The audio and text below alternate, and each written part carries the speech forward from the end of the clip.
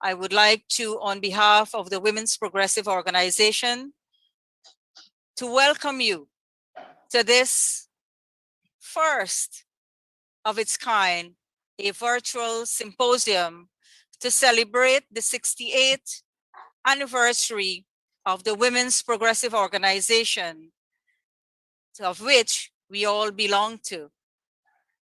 The WPO was formed on the 27th of May, 1953, with its predecessor in July of 1946.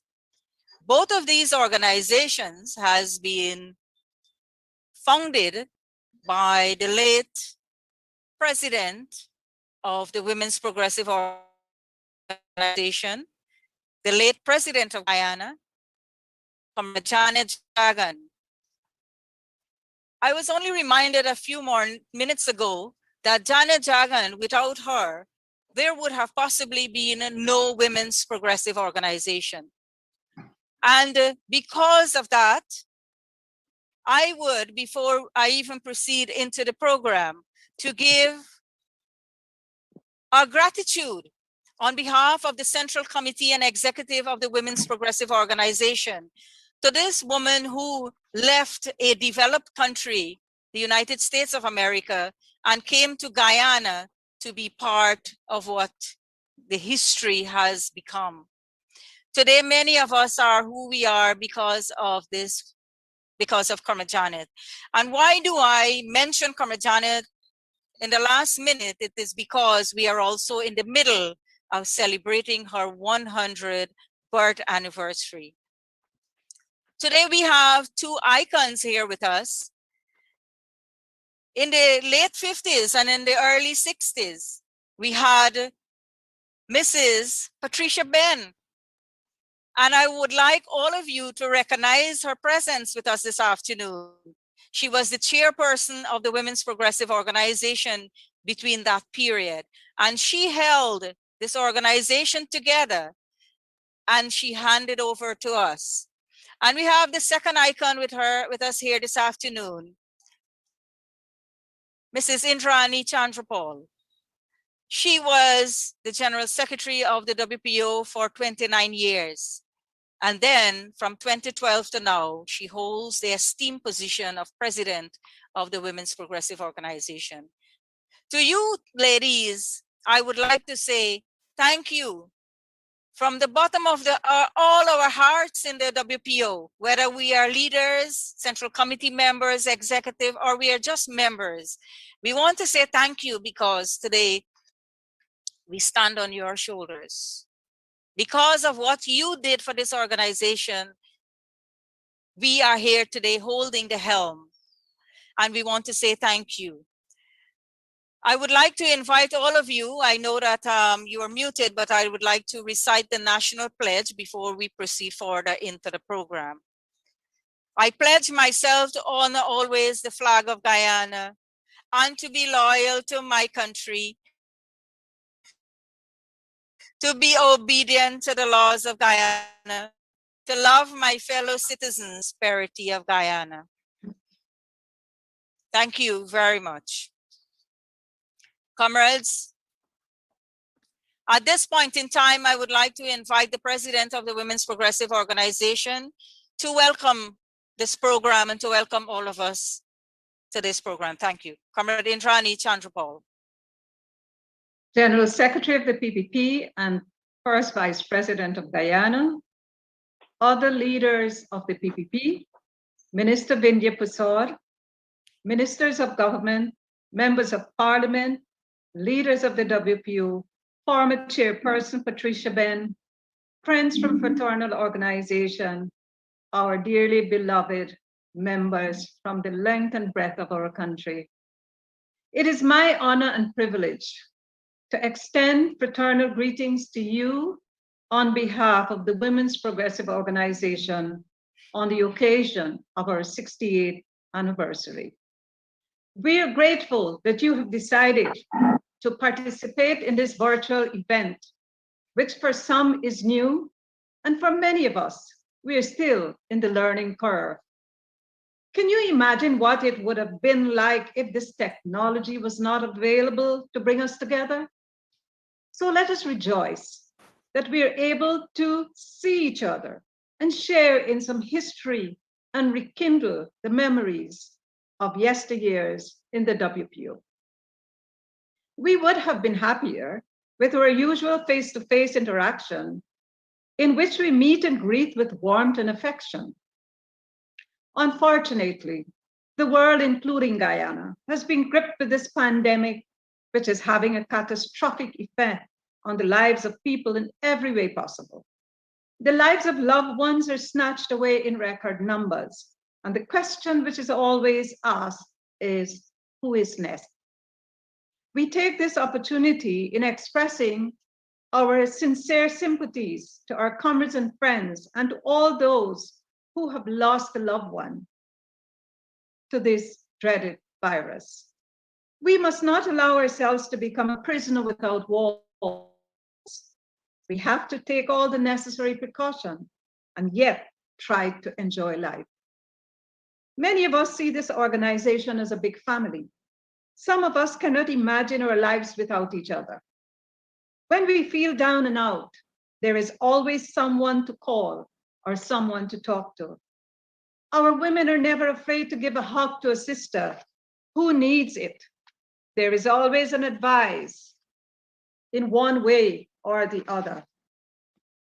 We have a kinship and a bond that have sustained us throughout the years. We have given thousands of women a voice, give them confidence, friendship, and camaraderie. This event today is intended to remind us of the journey that was undertaken 68 years ago and how the WPO was able to touch your lives and the lives of others. Each one of you has a different story to tell, whether you met at a congress, a conference, or some event, or you were watching the ballot boxes, or raising funds, or doing house-to-house work for elections, or whatever you did would have helped to raise the political consciousness in helping your party and country. We wish to thank our party and leaders for their support and guidance throughout the journey which was undertaken 68 years ago. More will be said later in the program, so let me bid you welcome and say once again how delighted we are that you're able to be with us today. Our moderator for this program, as you know, is our General Secretary, Comrade Sheila Veerasamy, who is also a Member of Parliament. She was inducted in the WPO by Comrade Mitra Ali, who is also here with us. And I got to know her during my tenure as General Secretary of the WPO, a very long time ago. She is an able and committed comrade. So I want once again to bid you welcome and hand you over to our capable moderator, Comrade Sheila Veerasamy.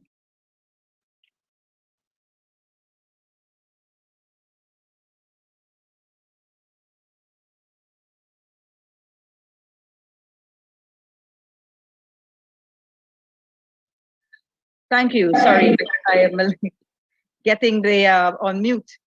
Thank you, Comrade Indra. Indeed, we are functioning today, all of us, our lives are different from what it was 1 year ago, where we have to take into consideration the COVID environment in which we function. And this has introduced us to a different way of life, and yet many of us are still learning to adapt to that new way of life.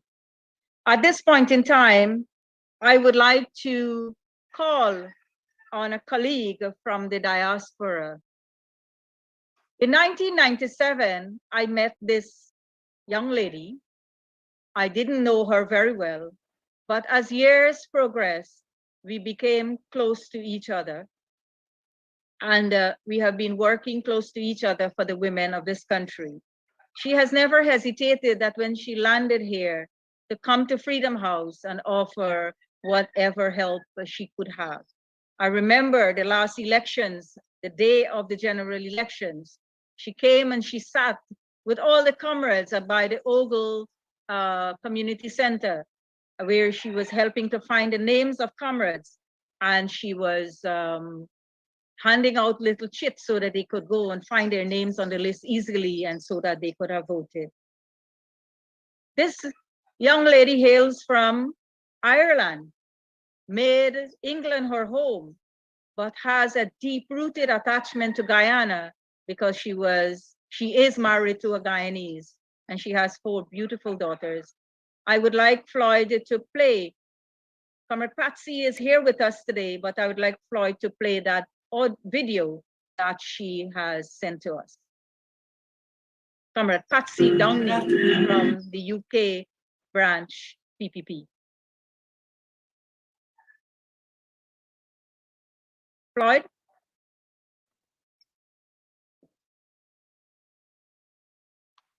One minute.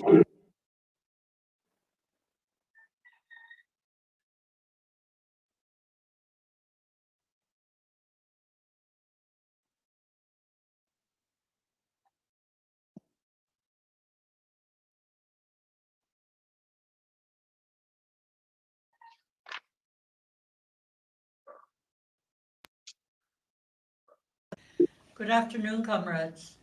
My name is Patsy Downey. I'm Irish by birth, Guyanese by adoption, and a member of the PPP UK branch. Thank you for inviting me to the 68th anniversary of the WPO.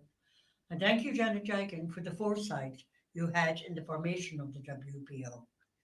The past 68 years of the WPO was not a wasted venture. The crop of women who came through and are still present in the WPO is made up of a wide range of able, competent, dedicated, and remarkable leaders in our beloved Guyana. Two recent situations in 2020 highlights the invaluable contributions of the WPO in Guyana's well-being. The outstanding work done by the WPO in the 2020 elections has to be mentioned.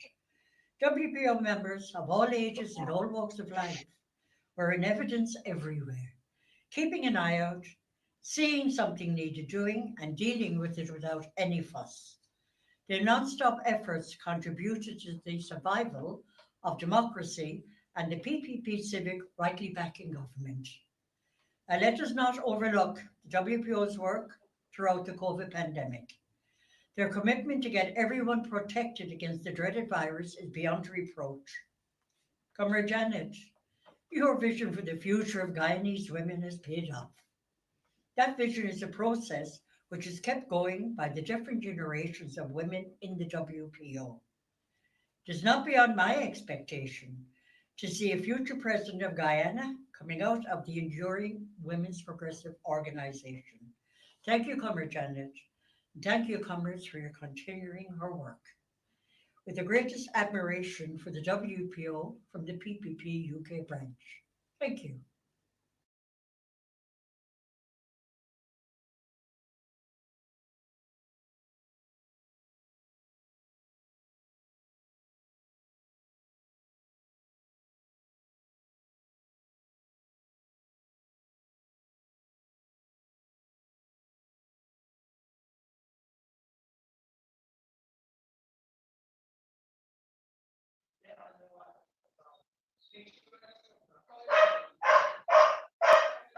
I would like to call on another young lady, this time from Canada.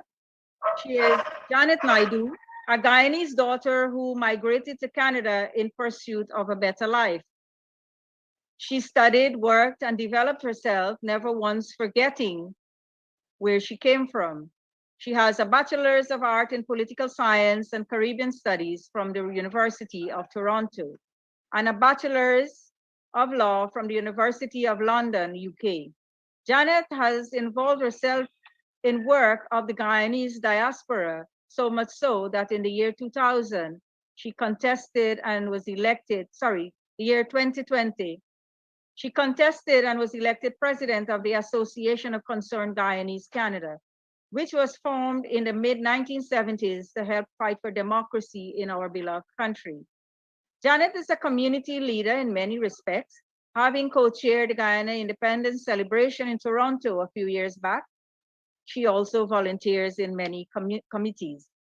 Janet is a human rights investigator of workplace harassment, and she provides policy and program advice to businesses and organizations on how to implement equity, diversity, and inclusion initiatives, focusing on anti-racism, anti-oppression, and racial and gender equality.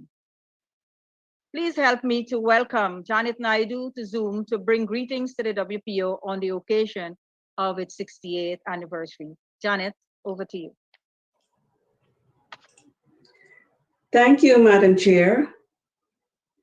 Well, my name is Janet Naidu, and I am the president of the Association of Concerned Guyanese, ACG Canada. His Excellency, Vice President and General Secretary of the PPP, Dr. Barajagdio, Honorable Dr. Vindhya Prasad, Minister of Human Services and Social Security, Comrade Indra Chandrapal, President of the WPO, distinguished participants from the UK, Canada, USA, and the Caribbean, leaders and members of the PPP and the WPO, attendees, brothers and sisters, good afternoon all. This afternoon, I have great pleasure on behalf of the Association of Concerned Guyanese, ACG Canada, to bring greetings and to congratulate the Women's Progressive Organization, WPO, on the occasion of its 68th anniversary of its formation on May 27, 1953.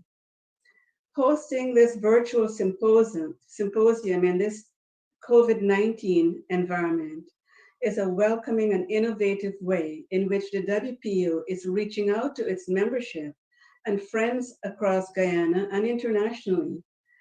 I would like to recognize the role of the People's Progressive Party, especially the late founding leaders, Janet Jagan and Chetty Jagan, for the formation of this vanguard women's organization.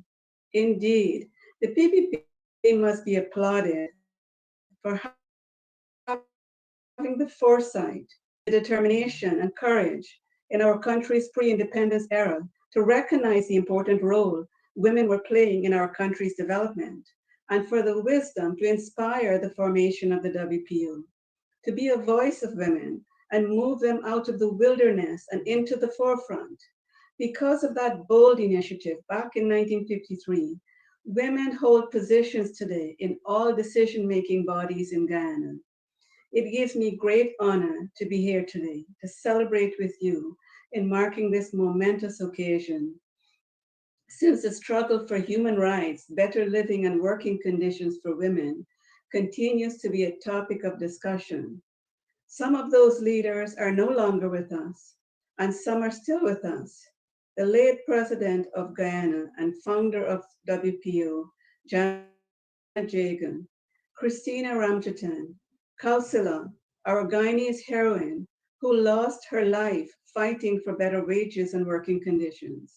Political stalwarts like Philomena Sahai Shuri, Shirley Edwards, Gail Teixeira, and Indra Chandrapal, and many others who are still with us. Not to mention the women who are the present torchbearers of this indomitable organization, carrying it on for the next generation. We are thankful for all the women and men who are involved in the struggle for equality, democracy, and fair and free elections. We would like to recognize the struggles of 2020 and to thank all those who stood strong and tall in defense of our democracy. We are grateful to the leadership of the People's Progressive Party under Dr. Barajagdio for restoring democracy for our people and country. We would like to thank the PPP and government for recognizing the importance of women's contribution to national life and to recognize the great diversity of our women and the importance of inclusion as we work to improve the status and conditions of our Guyanese women. I'd like to take this opportunity to congratulate the leadership and membership of the WPO for championing the rights of women, for your continuous struggle for better living and working conditions, for the creation of safe spaces for women, for better education, and much more. With the PPPC in government, and much more will be achieved for our women. I wish you continued success in the future and in all that you do. Let's celebrate. Thank you. Thank you very much, Comrade Janet Naidu, all the way from Toronto, Canada, ACG. You bringing greetings to the WPO on the occasion of our 68th anniversary means a lot. And we would also like to take this opportunity to thank you for all the support you have provided in the past.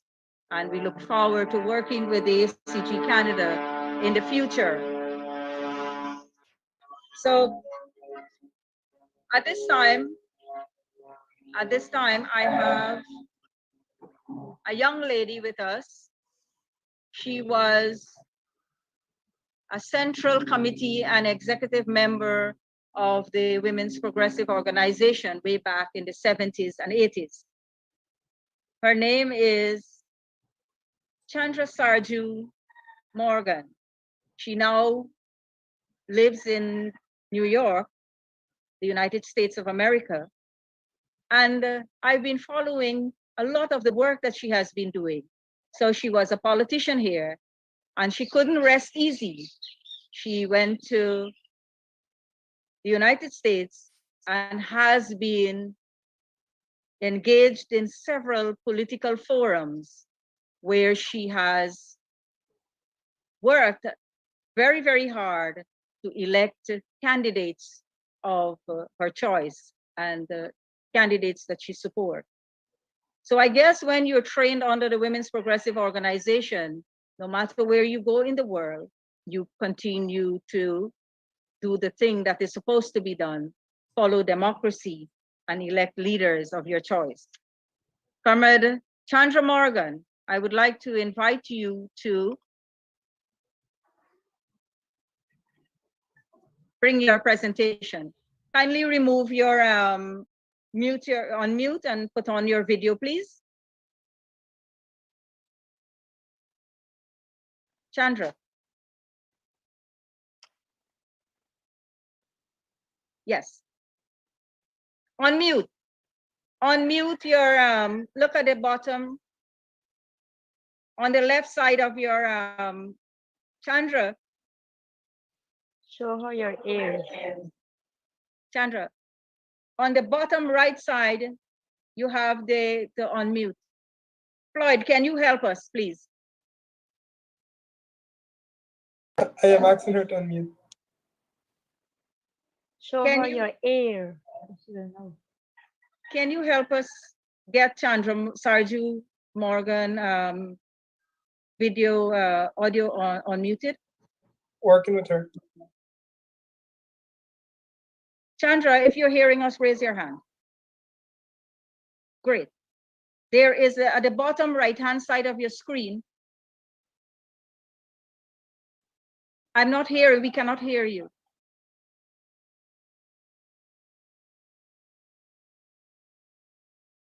You have to unmute your audio.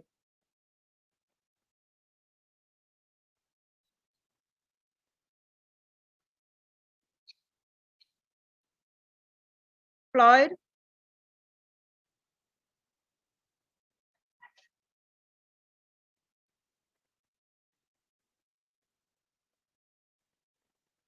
I'm working with her.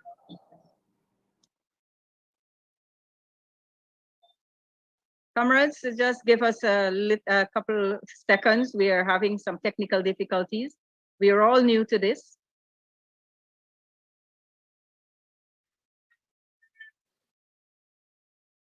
Incidentally, our anniversary was on the 27th of May. And today, 2 days later, we have gathered here so that we can think of the 68 years of existence of the Women's Progressive Organization.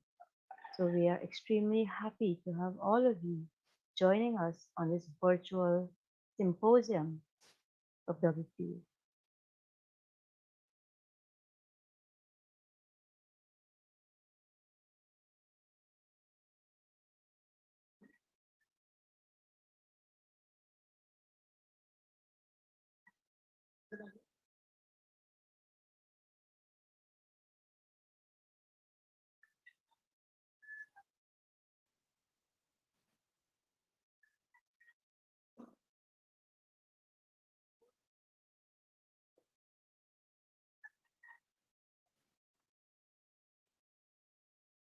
Comrades and friends, in this time of COVID environment, as you're new to this device, we must congratulate those who have taken the bold initiative to come online and to join with us.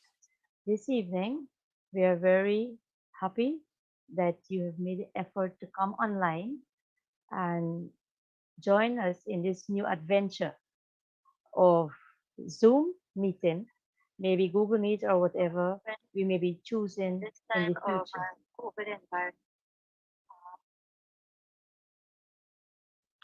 Comrades, while we are trying to get a technical issue fixed with our comrade Chandra Morgan from the United States, I would like to read you a poem.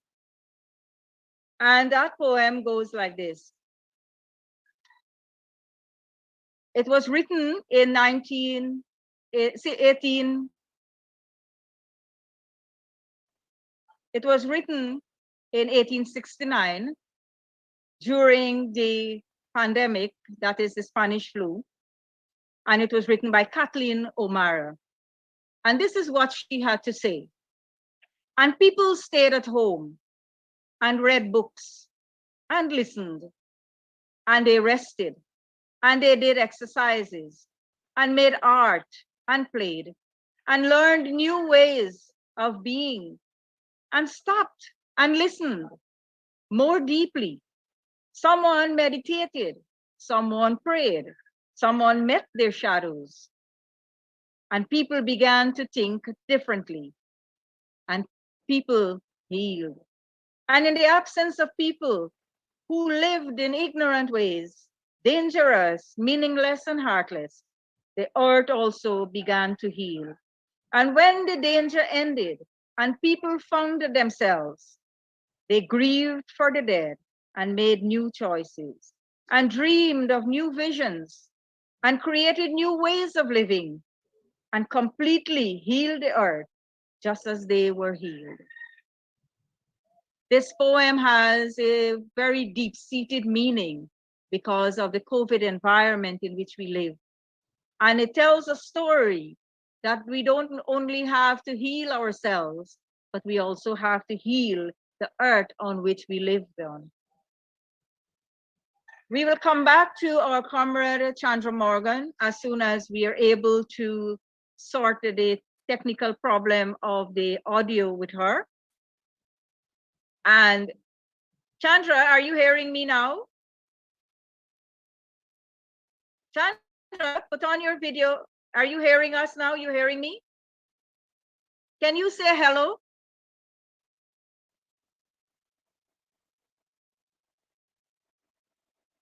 Chandra, can you say hello, please?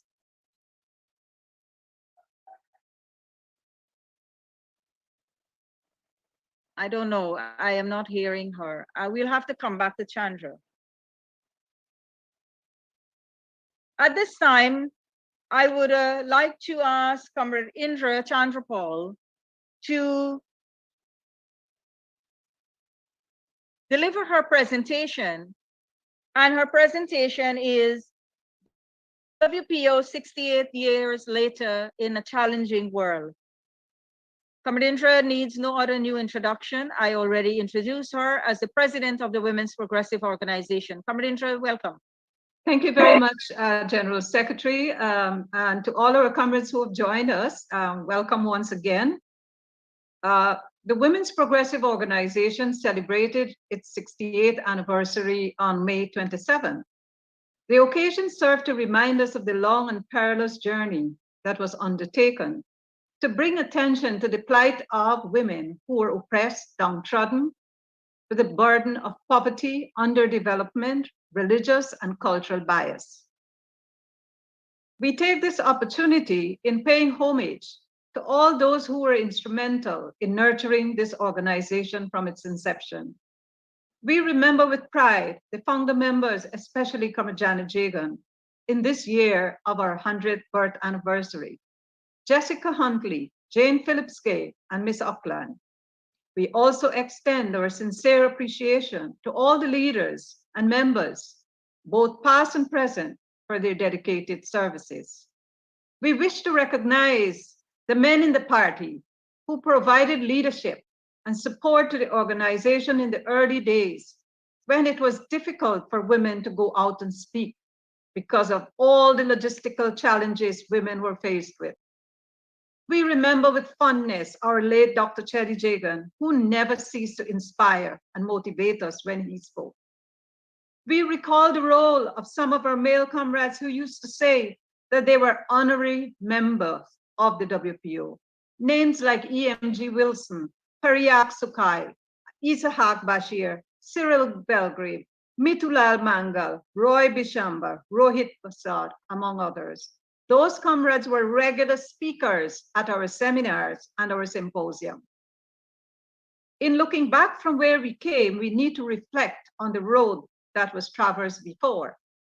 75 years ago, on the 12th of July, 1946, the Women Political and Economic Organization, the WPO, was established as the world was emerging from the horrific effects of the Second World War. Our foreparents who lived through this period recall how difficult it was to have basic items, and they tell the story of how they had to fetch seawater and leave it to evaporate in the sun so that they can have some salt. This situation must have been a catalyst for these women who decided that they need to band themselves together. And the three women who were responsible for the formation were Mrs. Janet Jagan, Ms. Winifred Gaskin, and Mrs. Frances Van Stafford. What was their mission? What was the mission of the WPO? It was to ensure the political and economic organization of women in order to promote their economic welfare and their political and social emancipation and betterment. The WPO not only encouraged women to vote, but also urged women in the charitable organizations to exert pressure on the government to create improvements in social welfare in general and in housing conditions in particular. One of its first tasks was to expose the cramped and unhygienic living conditions of the urban-based working class. It set up a housing committee to investigate housing conditions in Georgetown. The committee launched a campaign that gained local interest and, as a result, brought about improvements in the Workmanville housing scheme. The WPO was concerned about the plight of domestics who were working for long hours for a very small pay, but it proved to be a very daunting task because domestics were not organized in a formal way. Some were working under better conditions, depending on their employers, while others were afraid of losing whatever employment they had. Consequently, it was a difficult undertaking to organize domestics, and Comrade Janet Jagan later worked with Hubert Nathaniel Critchlow in the British Guyana Labor Union to organize domestics in trade unions. In the 1947 elections, two members of the WPEO decided to contest for seats in the Legislative Council. Mrs. Jagan and Mrs. Stafford were the two women. Problems arose, however, over the candidature of Ms. Stafford, who contested the South Georgetown seat, also contested by Mr. H.N. Critchlow, who was strongly supported by Ms. Gaskin. This led to differences between the two women, which led to the resignation of some executive members and the abortion of the short-lived WPO. The WPO PEO played a historical role in awakening women to their rights and potentials. It lifted women beyond the purely social and charitable organizations that existed and gave them a sense of purpose. Although it did not succeed in being a permanent body, its influence in opening horizons for Guyanese women cannot be overlooked.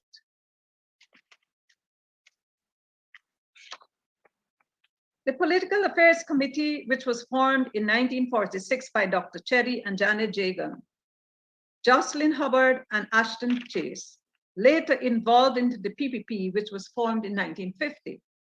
The significance is that 1946 was a good year for the emergence of two important organizations that are still strong and resilient, the PPP and the WPO. The PPP was a force to be reckoned with because it was able to mobilize a group of dynamic and educated young men and women who wanted to make a difference in the lives of the masses of people. They began the task of building a strong party that would work towards uniting the working people and ending British colonialism. Thus began the struggle for independence. It is important to recall that women had first attained a limited franchise in 1928, when eligibility to vote included property and income qualifications and the ability to read and write. The criteria effectively excluded many women who were functionally illiterate. In 1945, the franchise was extended, and by the 1947 elections, the financial qualification was further reduced, but still way above the average wages, while property qualification and literary requirements continue effectively disenfranchising women who could not read and write.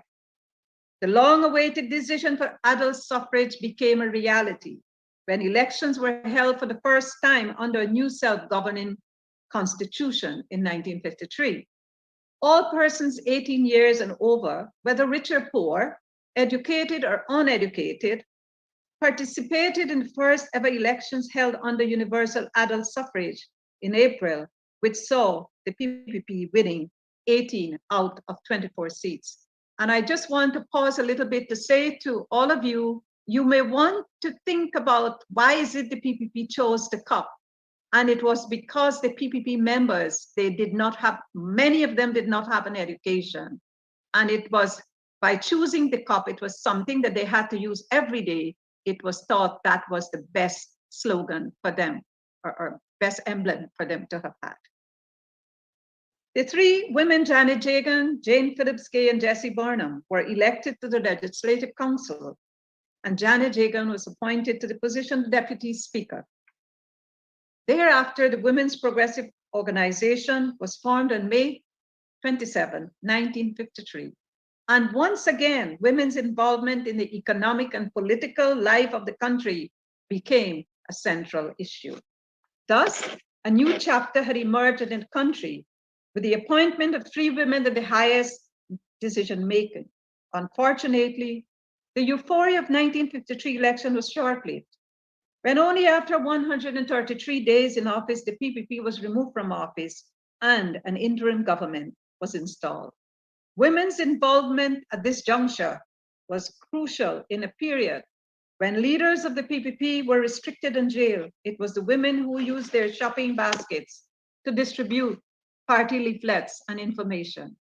They also used their place of worship to share information, which was prohibited.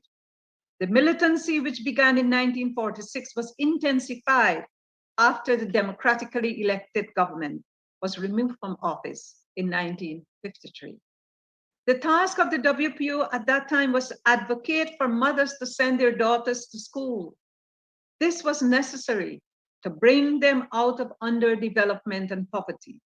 Unfortunately, the call was hindered by the policy of colonial rule, where almost all the schools were church controlled, and in order to attend school, you were expected to convert. The PPP had to raise the political consciousness of the masses in order to engage them in struggle for independence and self-determination. Women were very much in the forefront of that struggle. The WPO, as a mass women's organization, undertook the important task of ensuring that women in the rural communities were given leadership to make them more politically aware. Women in the urban centers were already benefiting from education, which provided the much needed confidence to propel them in public service jobs. Working with unorganized women proved to be a daunting task, since they were conditioned to believe that their role was only limited to their home and families. Many leaders in the community recalled the difficulties which they had to face in dealing with reluctant fathers and spouses who did not want their daughters or wives to become involved in any organization whatsoever. Thus, as a mass women organization, we had to use women exclusive issues to cater for the suspicion and reluctance. We had to keep changing the goalposts from home to community, and then to the issues that affected their lives nationally. Finally, women started to become more involved, especially during the period of shortages and long lines under the PNC. Women were always in the forefront of all activities of the PPP. They fought for independence as well as against 28 years of PNC dictatorship, for free and fair election, and for the restoration of democracy. What is the relevance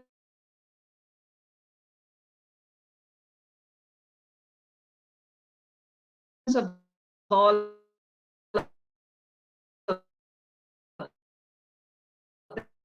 Women were always in the forefront of those struggles.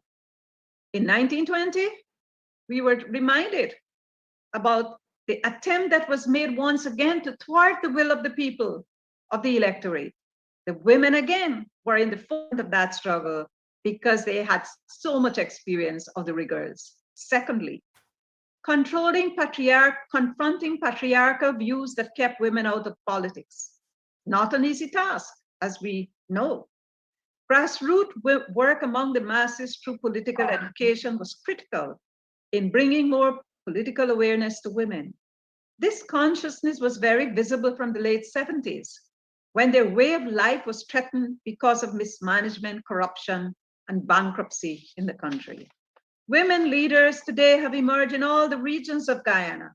They are in the RDCs, in the NDCs, they're Tushals, and they're in all sectors in the economy of our country. Thirdly, in 1953, 3 women were elected to the Legislative Council. Presently, there are 24 female members of parliament, with the PPPC accounting for 11, and there are 7 female ministers. They have a strong voice in helping to shape policies and legislations for women. What a terrific achievement for women of Guyana. And last but not least was the election of the first female head of state, Mrs. Janet Jagan, who was the first general secretary of the party from 1950 to 1970. And fourthly, educating the girl child. The WPO advocated for this from inception. Presently, more than 60% women are graduating from the University of Guyana. There are more female doctors, economists, lawyers. They're in management, in business, and every other field. More emphasis is given to women in science subjects, and we expect them to do well also. I wish to take this opportunity to encourage all parents to utilize the free scholarship initiative of the government. And we call on all the young girls who are desirous of educating themselves to take advantage of this opportunity. The PPP has always made good its promise. When the PPP was returned to power in 1992, our women took up their task with much gusto because they wanted to see improvements in their lives and that of their communities. More women were coming forward, and over time, we have seen more female leaders emerging within the ranks of the PPP. In 2001, the government embraced the recommendations of the Constitutional Reform Committee and the Parliamentary Oversight Committee, mandating list of all political parties contesting the general and regional elections must be made up of 33 1/3% women. In 2010, as a consequence of that recommendation, political parties have ensured that the desired amount of women as recommended forms part of their parliamentary representative.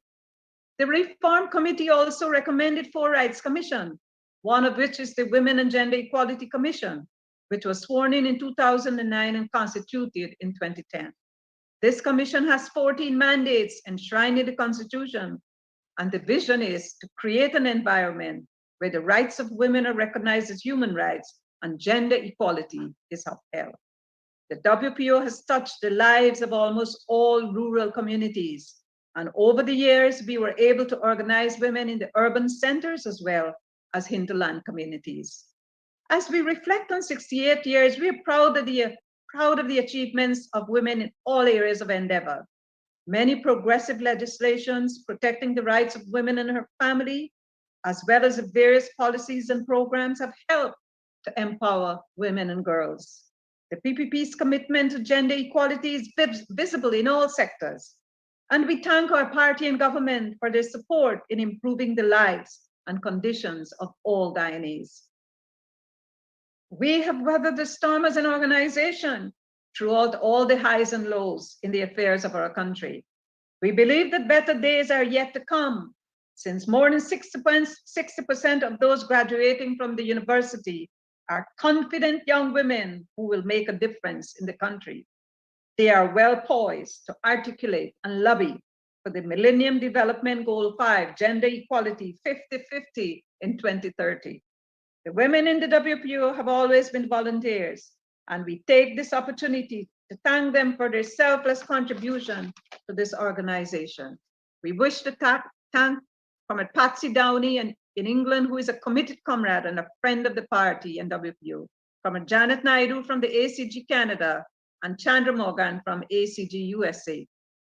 We are committed to the mission statement as spelled out by Jessica Huntley in 1953, which stated, and I quote, "The WPO stands for a better educated woman who can bring up her children in surroundings of security. It stands for the raising of our living standards, and it stands for peace and friendship among the peoples of the world, and for the ultimate liberation of our women from colonialism and poverty." This is a mission which we are all committed to. I thank you.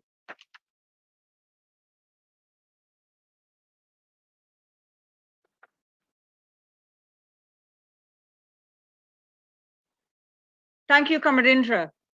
In normal circumstances, we would have put our hands together and give you a loud round of applause. But we are learning, as I said, these new circumstances in which we are functioning.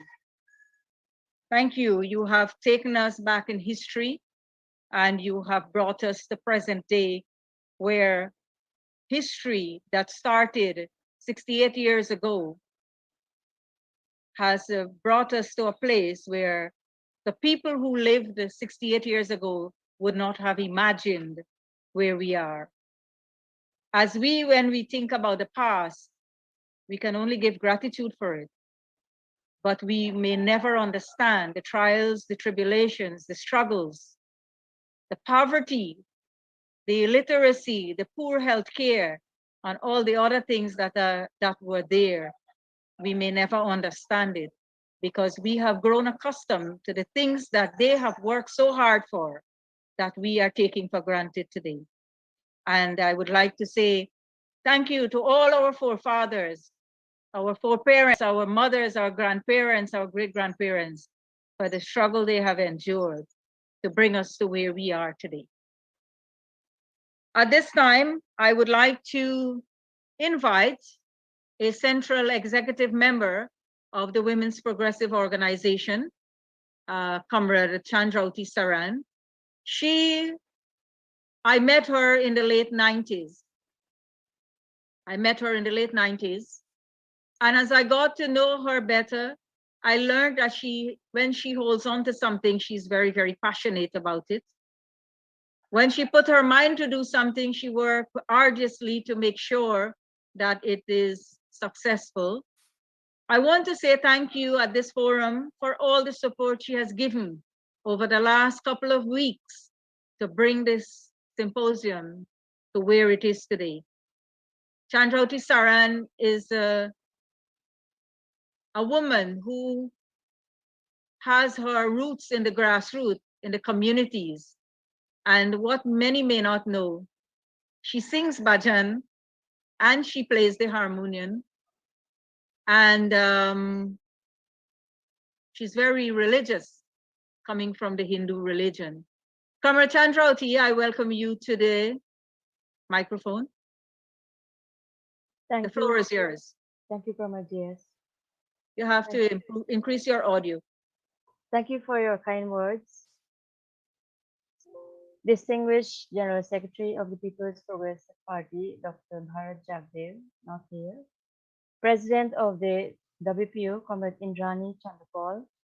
General Secretary of the WPO, Comrade Sheila Veersamy. Greetings to Minister of Human Services, Dr. Vindya Prasad. Central Committee members of WPU, our local and overseas members, well-wishers and viewers, good evening.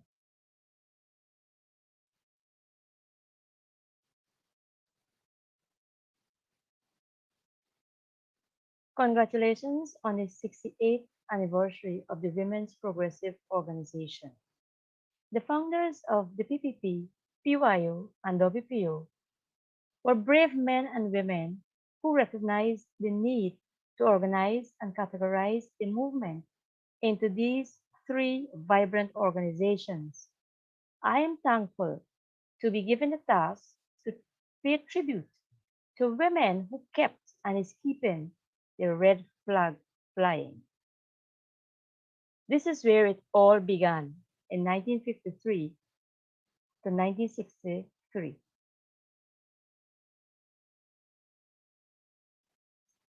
They were called the three J's, Comrade Janet Jagan, Comrade Jesse Burnham, and Comrade Jane Phillips Gay.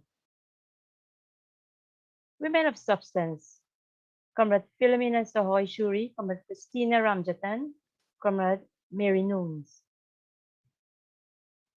Women of worth, Comrade Doris Washington, Comrade Stella Bang, Comrade Patricia Beng, Comrade Ruth Sukwa.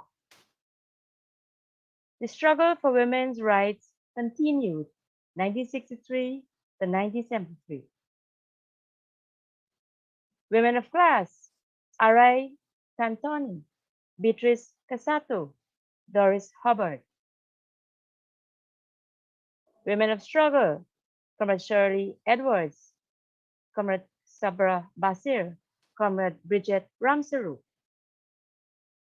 Women of endurance, Comrade Sakina Mohammed, who incidentally was the grandmother of President Mohammed Irfan Ali. Comrade Marvis Fraser, Comrade Mahadevi Baichan, Comrade Nalini Narayan. The WPO reached out to a wider group in society, 1973, 1983. President of WPO, Comrade Indra, women in the WPO, Comrade Indrani Chandapal, Comrade Merlin Udhu, Comrade Gail Teixeira. Women of the struggle, Comrade Surajay Ball, Comrade Mitra Devi Ali, Comrade Bijali Moti. Women of substance and current minister, Comrade Pauline Sukai, Comrade Faye Ann Manga, Comrade Nazila Abdul, Comrade Jean Sahadeo. More young and vibrant women joined the WPO 1983-1993. Women of vibrancy, Chandra Sarju, Padmini Janki, Thelma Snag. Women empowerment, Comrades Chandrauti Ramnarayan, Comrade Yuna James, Comrade Christina Peters. Women of strength, Comrades Damiran Mohammed, Comrade Marlin Young, Comrade Bedwati Rupnarayan, Comrade Sandra Balde. The beginning of a new era, 1993-2003.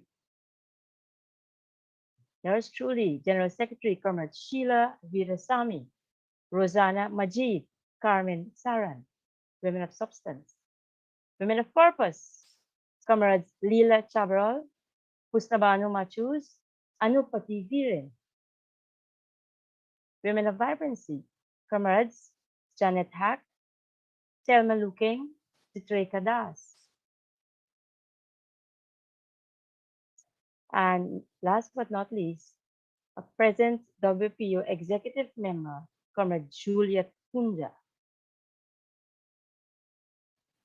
The WPO wish to thank all the fathers, children, and extended families who would have made tremendous sacrifices throughout the years to assist our women folk to discharge their duties toward the development of our beautiful country.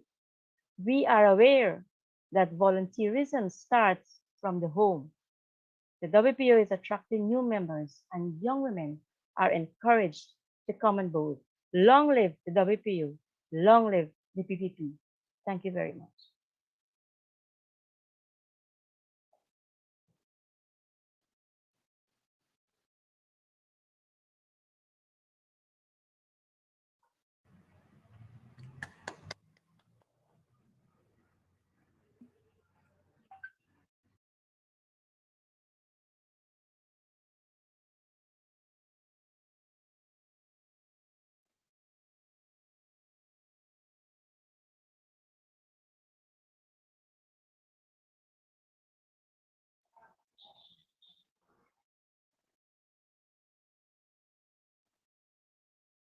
Sorry. Thank you, Comrade Chandrauti Saran. 68 years is a very long time. In the COVID environment in which we live, some of our people may not live to see 68 years. Yet, we were given a pictorial tale of time gone by, of people who held the helm of this organization and handed it over to us. People who, some of us, I don't know many of them, yet I work with many of them in the later years. But what about those thousands and thousands of women who provided all the support at the grassroots level and given their all, sacrificed their families, their children to keep this WPO strong and healthy as it is today? And here it is, while I look at those pictures, I realize that a new generation is awaiting in anticipation to take over the mantle of this organization and take it to new heights or new levels. Thank you, Comrade Chandrauti. If I was not strong enough, I would have probably had tears in my eyes. At this time, I would like to, we're going to the next set of on the program where we are going to be having some videos, and we are going to go live with some of our comrades. These are comrades who will be representing the regions of Guyana, where WPO has several groups and hundreds of members across Guyana. And the first video will be from a young lady in Region 2. Her name is Wazida Bakas. She is one of our newest comrades, and she brings to you greetings from the leadership and membership of Region 2. Wazida Bakas. On Floyd? behalf of the Women's Progressive Organization, and by extension, all women of Region 2, I bring you warm wishes of congratulations as we celebrate 68 years of existence. Even at 68 years, the WPO still remains the largest women's mass organization in Guyana, with a rich history of championing rights of women and advocating for better living and working conditions for all. As we celebrate today, let us not forget the struggles of our founding members, Comrade Janet Jagan, and many others who worked tirelessly for the cause of women. We in Region 2 would like to acknowledge the support of our parent body, the People's Progressive Party, for nurturing and providing opportunities for women to grow and participate in various decision-making bodies. Let us all follow in the footsteps of our leaders as we continue to raise awareness of the oppressed and downtrodden people while we strive to tackle issues affecting women in Guyana. Once again, congratulations and happy 68th anniversary. Long live the WPO.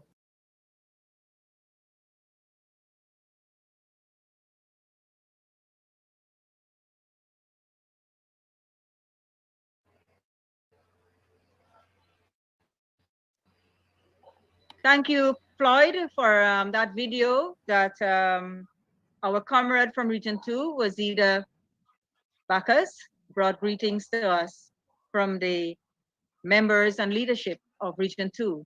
At this point in time, I would like to acknowledge the presence of Comrade Bibi Shadiq, former Minister of Human Services and Social Security, who is here with us this afternoon. Thank you very much.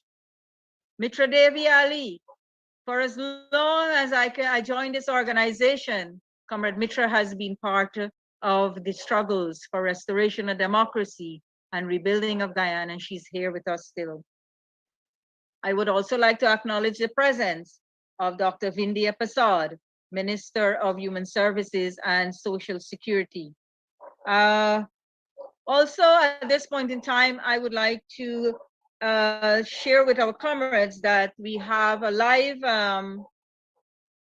broadcast on YouTube, and we also have a Facebook Live on Women's Progressive Organization page. So comrades can join in there and view this symposium that we're having to celebrate the 68th anniversary of the Women's Progressive Organization, the women's arm of the People's Progressive Party. I would like to ask Floyd to play another video, and here it is.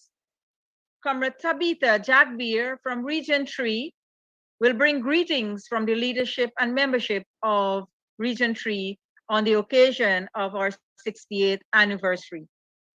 Floyd? Thank you, Madam Chairperson.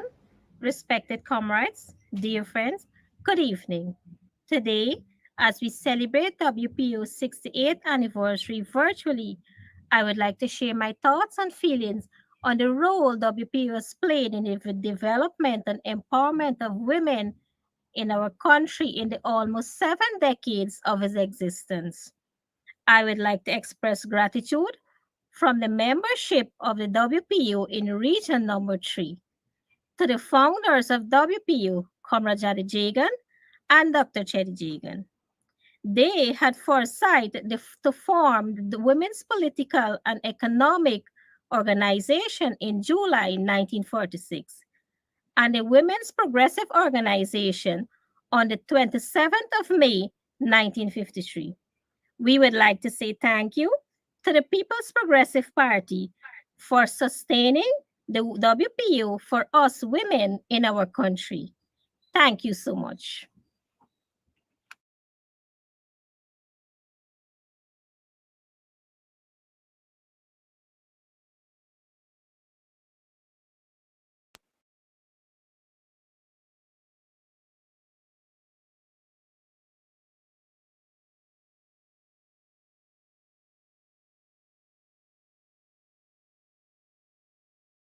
Miss Sheila, you're still muted.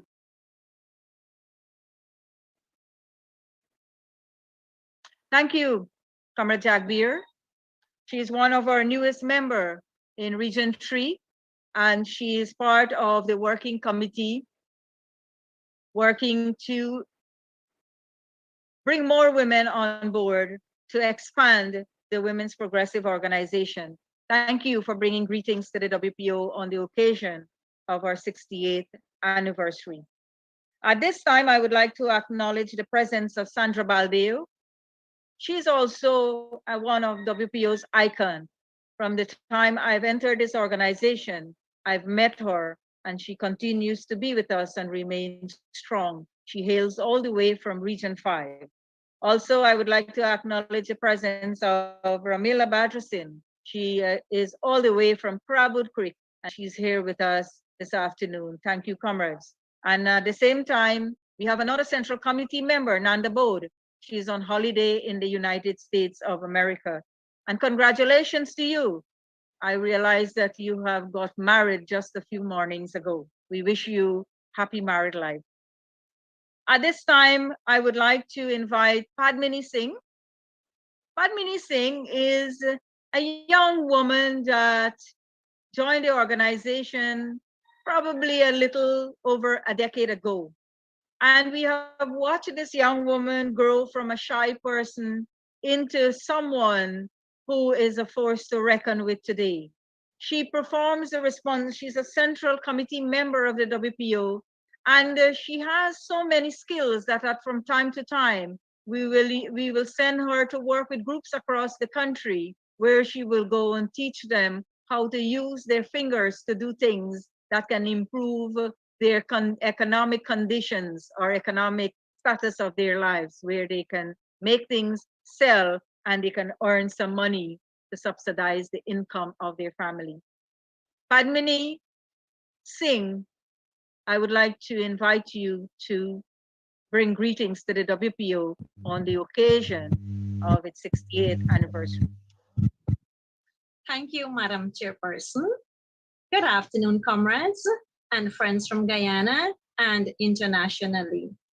On the occasion of the 60th anniversary of the Women's Progressive Organization, I would like to take this opportunity on behalf of the membership of Region 4 to extend congratulations to the WPO on this major milestone.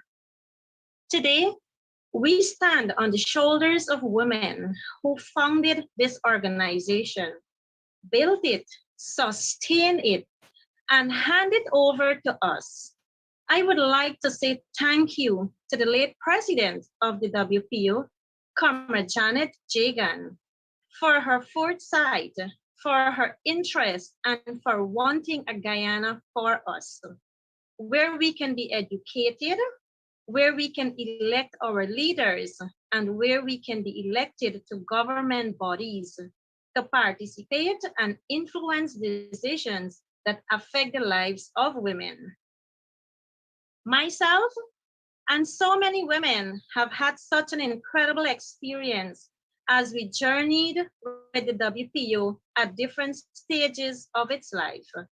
We, the membership of this organization, do not have adequate words to express our appreciation and express what the WPO means to us.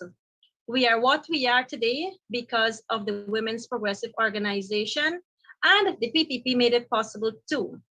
Never before have women had these opportunities as we are enjoying better education, better healthcare, better job opportunities, low-income house lots, and soft interest loans to build our homes, even water in our homes, and better roads. Through the WPO, women and girls are provided with the opportunities to develop new skills and showcase their talents, which directly benefit their families, the organization, and country at large. The WPO continues to provide support to women countrywide to recognize their capacity to build a Guyana where we can all work together as one. As one people to ensure that democracy reigns supreme in our country. As women, WPO provided the opportunity for us to develop leadership skills. We've become leaders who are flexible and innovative, who can go out there and help others to realize their potentials. I am one of such recipients and very grateful to be a part of this wonderful organization.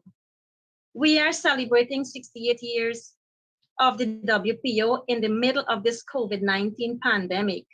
And as women and mothers, we are learning to live our lives differently as it relates to our children, as it relates to our children, health and well-being. I want to encourage our women to be strong and to adhere to all the COVID-19 guidelines, to practice social distancing, wear their masks, and go out only when it is necessary. On the occasion of the 60th anniversary of the Women's Progressive Organization, I would like to join all the women across Guyana and internationally to wish the organization every success in its years to come, and would like to thank the PPP for the WPO. Long live the WPO. Thank you.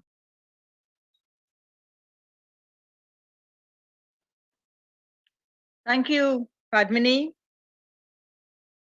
Thank you very much. And that is exactly what I was saying to you this afternoon when I said the shy young lady has evolved into a mature person who can carry her own and provide leadership to other women out there who may be shy and in need of leadership. So while we would have had role models that we follow, in time to come, as you learn, develop, and grow, you yourself become role model for others to follow. At this time, Sandra Baldeo, all the way from Region 5, is here with us this afternoon. And Sandra is a household name in Region 5. Someone from young to old, if you ask them about Sandra Baldeo, they will direct you exactly to where she lives. Sandra has never hesitated to call the office of the Women's Progressive Organization to say, this is happening and this is what should be done. She always encouraged us to go and visit the women in Region 5. She's very passionate about that. And over the years, she has taken it upon herself to source financial support to provide training and development to the women in Region 5. Sandra Baldeo, I would like to invite you to bring greetings to WPO on the occasion of our 68th anniversary. Please put on your, yes, thank you. Good. Are you hearing me? Yes, very clear. Good. Good afternoon to the President of the WPO, the General Secretary of the WPO, our two fraternal guests, Janet Naidu and Comrade Patsy. Their support was always there for us. And our Central Committee members and our friends who are here to support us on the 68th anniversary of the WPO, the Women's Progressive Organization, who had struggled to bring this organization where it is. Compliments go to the founder leaders. And today we are enjoying the benefit. So we want our young people from the 90s to the 21st century to do the same, to take the mantle up and follow, because we have struggled to build a country where women can be leaders, where women can hold a political office, who can hold the manager's office, who can even fight now to be the president of the republic. This is what we, the older women, have fought for. And I know that we have some strong women who can take the mantle up from us, but they are not coming up. Why? Not because of the pandemic. We were on the road marching for water to be in the house. We were marching the road to have our equal rights in Parliament, our voices to be heard. Let us all work together as we celebrating the 68th anniversary. I would proudly say that when the 70th anniversary comes, the women of Guyana can proudly say the Women's Progressive Organization has done its work for the women of this country. We don't step aside from the men, but our support to men is strong than the men supporting us to be stronger. They don't like to support women who are stronger than them. I speak it clearly because I know what is it to struggle for this country to be where it is today. As we in the community of Region 5, we are still empowering women, educating women. Up to now, at this 21st century, our women who don't know to read and write and sign their name, We are educating them. The people now, the young women, they are saying, yes, we can do it. But they stay in their office. They don't go out and reach no one. Let us come out from the office as myself, Comrade Indra, Comrade Sheila, Mitra, all of us who used to work on to the grassroots women and bring them up. Please, let us continue to struggle for our young women to live better life and better condition that they are living in.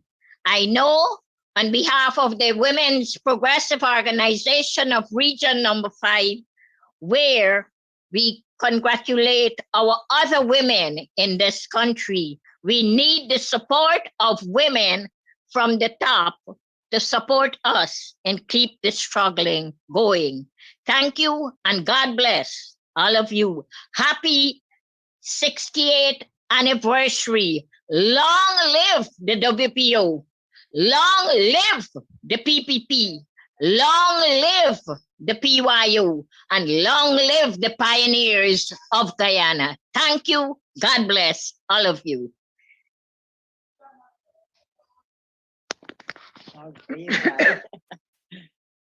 Thank you. Good.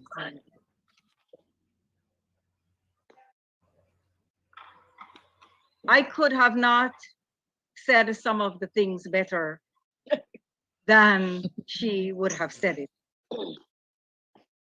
Comrade Sandra, you never disappointed us with your views on women's empowerment and women's participation in the decision-making processes. And we assure you that the next generation of women, they do have the capacity, the resilience, the aptitude, the altitude, capability, and they are ever ready to take the mantle of this country and to take it to that next level where all women can enjoy what they aspire for.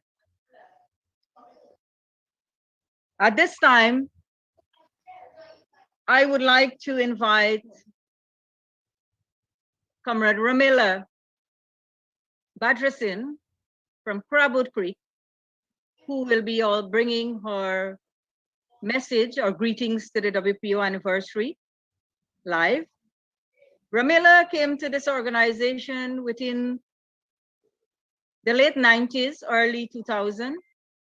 Very strong, dynamic young woman who also holds views, strong views on women's role and responsibilities and empowerment and positions in our country.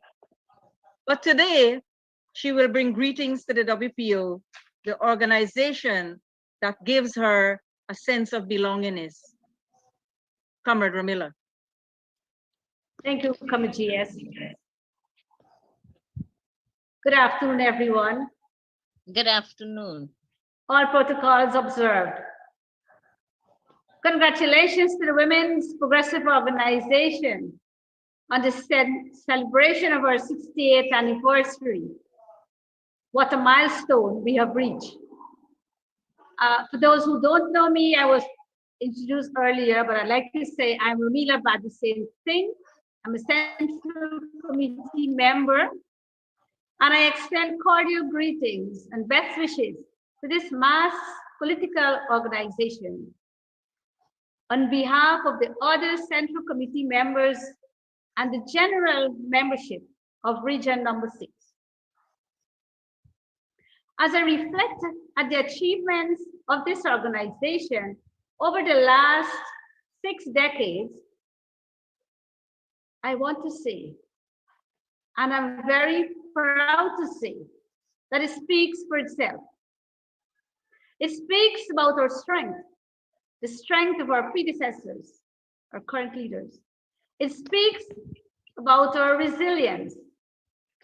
It speaks about our courageousness and our genuine capabilities. And I can continue to go on and on and on. And so as I continue to offer words of congratulation, It is my best wishes. It is my hope that the future of this organization will surely be brighter with many more achievements, with team members like all of you. The exemplary work, inspiration of our predecessors and our current leaders, I must acknowledge, have all set an ideal work and relationship standard for all of us to continue, and to do so with strong commitment and sincere dedication. I am certain that the further success of this mass political organization is certain.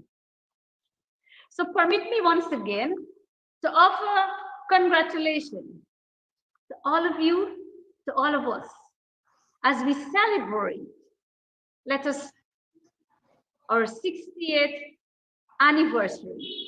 Best wishes to the Women's Progressive Organization. Yeah.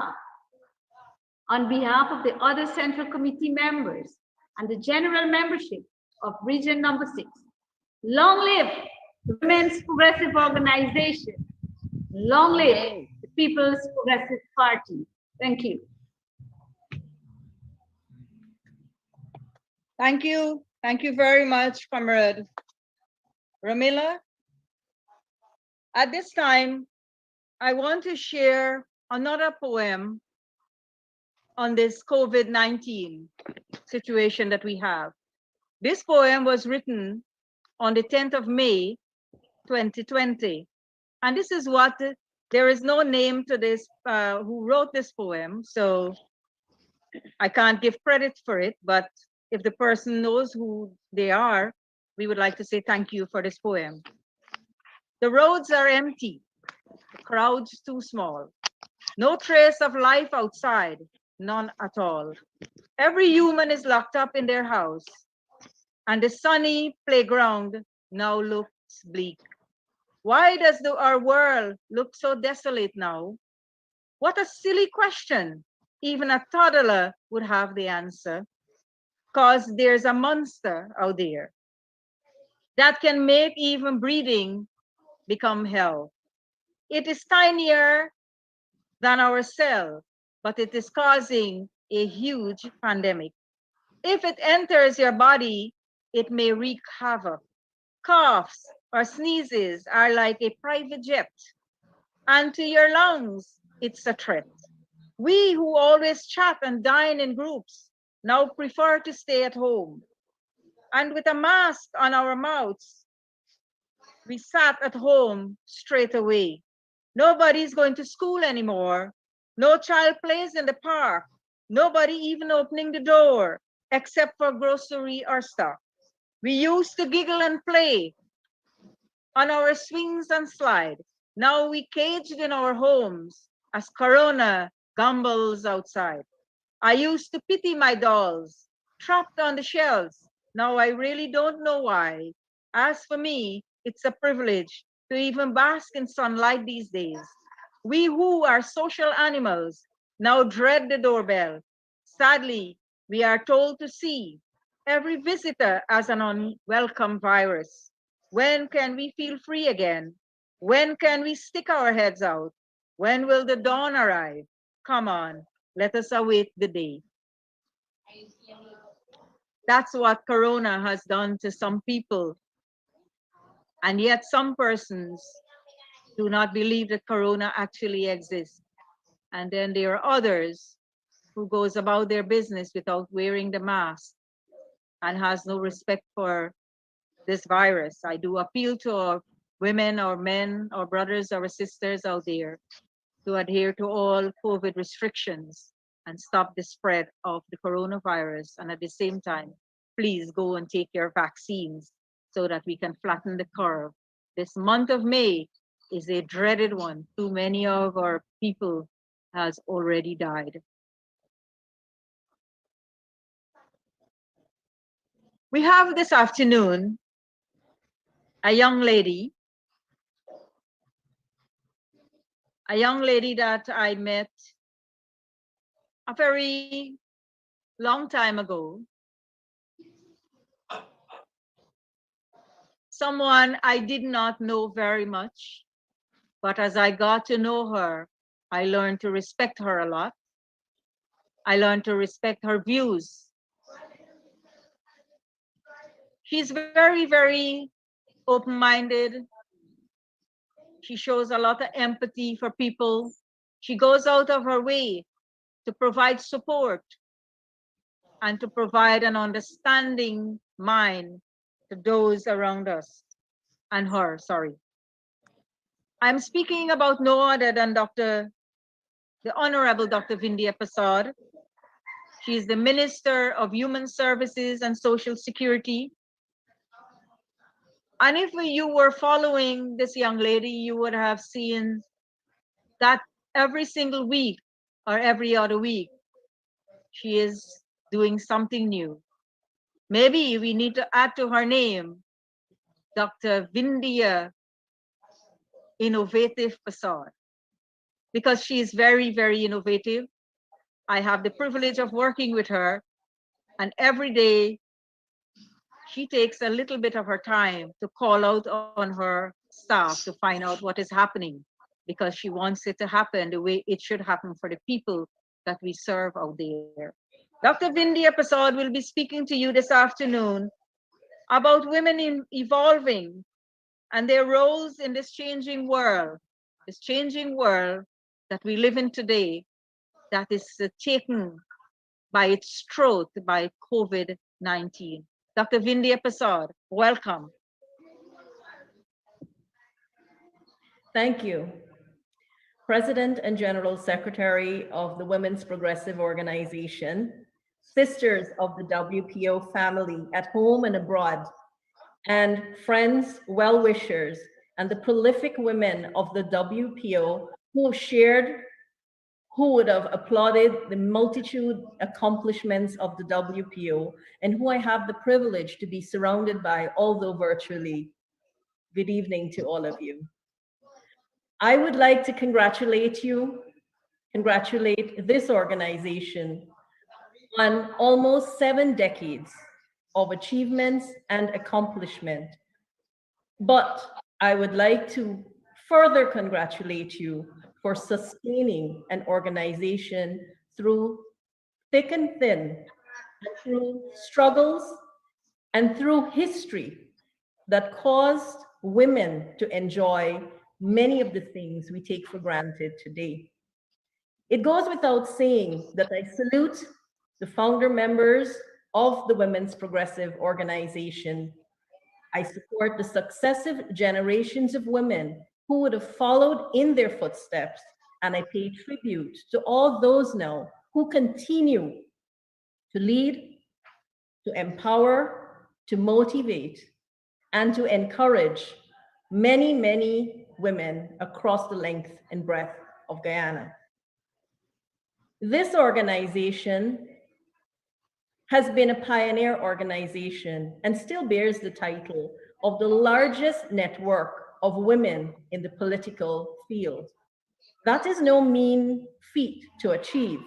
That has come after tireless work, after making strides in various areas, such as rights, such as areas where women can now enjoy equal access, like their counterparts, to education, to health, and to opportunity.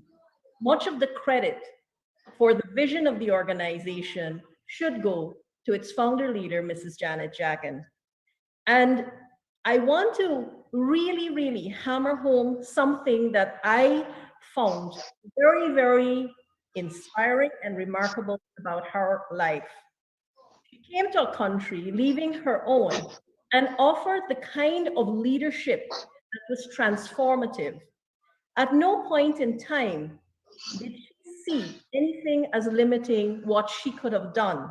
And as we're celebrating at this point in time, as we are women looking to a future that brings with it its own nuances of challenges, its own vistas of opportunity, and its own opportunities for growth. Let us look back at what she did in those early years when we could not have been where we are now. And she confronted those issues frontally, not only providing leadership, but prompting and pushing local women to become passionate advocates, which many of you still are.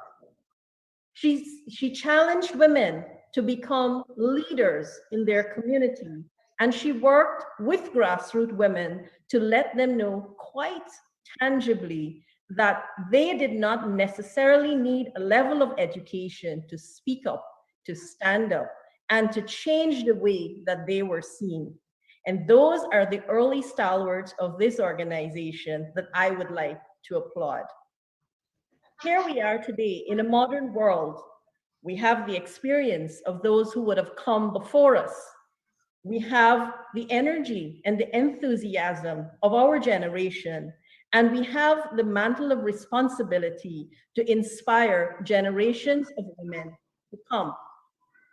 If we look at the world's figures, almost 50% of the world's population is women.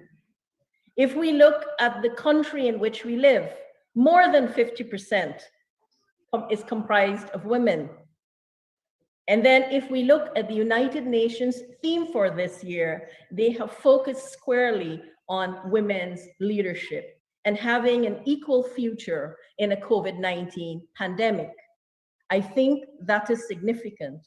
Why I chose to focus on this, it tells us that who we are and what we are does not only reside in the numbers of us beyond the shores of Guyana or right here in our country. It resides in the power of our voices, the skills that we bring, the passion that we articulate our perspectives and views with, and our indomitable stance for things that matter to us and should matter for the generations of women to follow us. And this is where I must say, do not be content with only being supportive.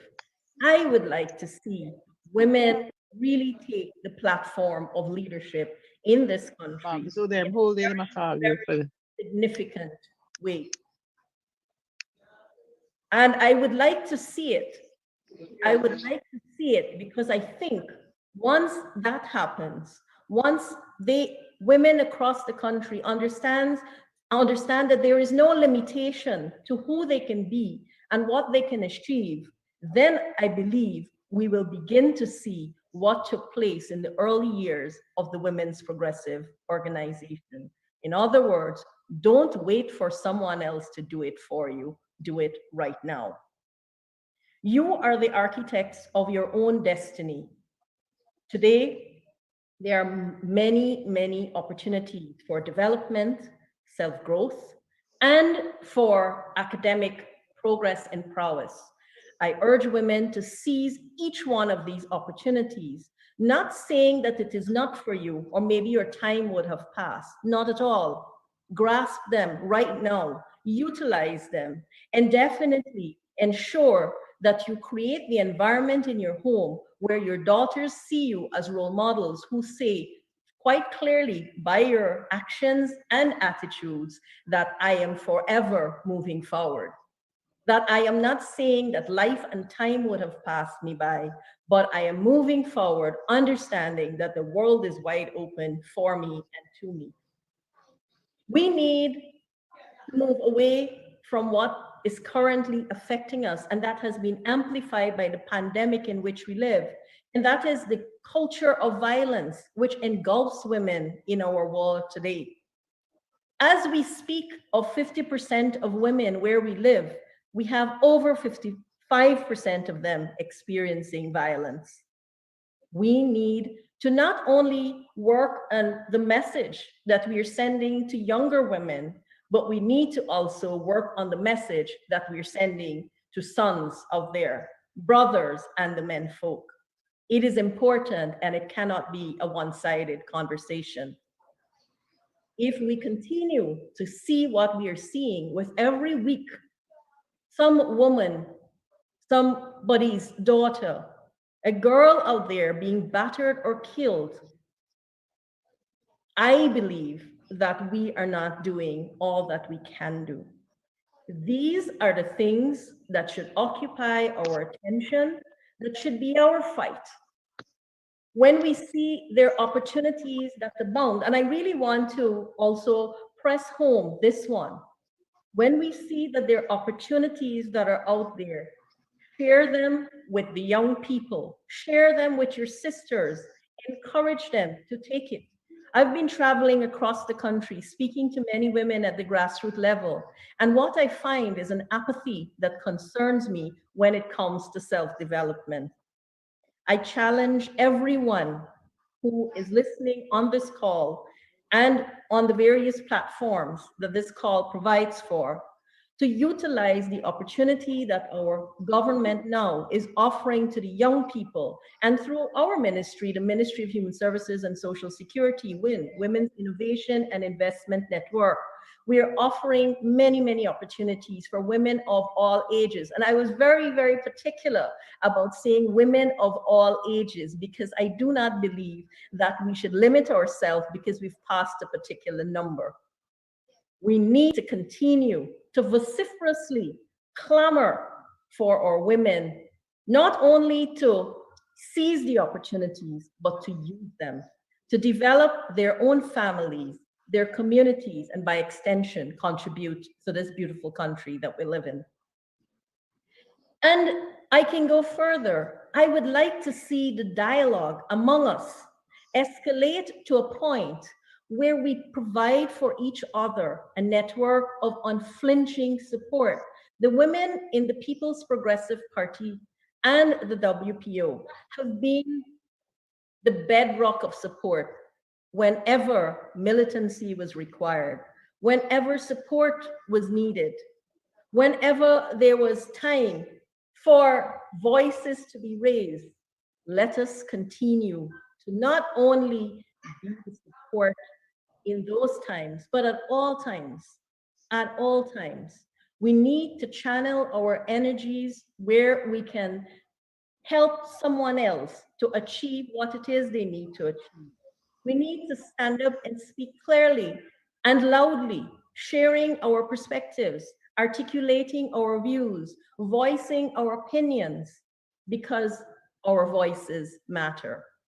I would like to really applaud all the women who are here this evening, who would have occupied national positions and today occupy key and critical positions, whether it's at a regional level, a national level, or even beyond that on their various avenues of opportunity. I salute you and I applaud you. You are the trailblazers. You are the ones who those who will follow will look towards to open the doors for them, to provide the guidance and to provide the experience so that whatever you did could be bettered by those who are coming after you. I would also like to say that we need to have many, many conversations where women can step outside their traditional and conventional roles that they have been defined by, or maybe they've been placed in. This is an important one. If we're to have the significant steps of women enjoying an equal future, then first of all, every woman needs to see herself as equal. It comes with that insight and that ability to reflect on who you are as a woman. And more, as this conversation moves beyond the WPO to the wider ambit of our country, we will see the ripple effect of more and more young leaders, girls, who eventually become women that we can see represent us at all levels in the world. It is time to move from the community platform to a more forceful presence on the national platform and then onto the international scene. Those who would have come before us They did it. And they did it at a time when life was difficult, when the struggles were something that really, really took a lot out of them. I remember speaking to Mrs. Chandra Paul and Miss Gail Teixeira and listening to what they had to do to make simple things that we take for granted happen. Hiding in trenches. They told me they were even sharing clothing to go to conferences. These are things that when I listen to them, they deprive themselves of the ordinary life to do the extraordinary. And that is what we need to move to, the extraordinary. Big things or small things that make an extraordinary impact on the life of people across this country.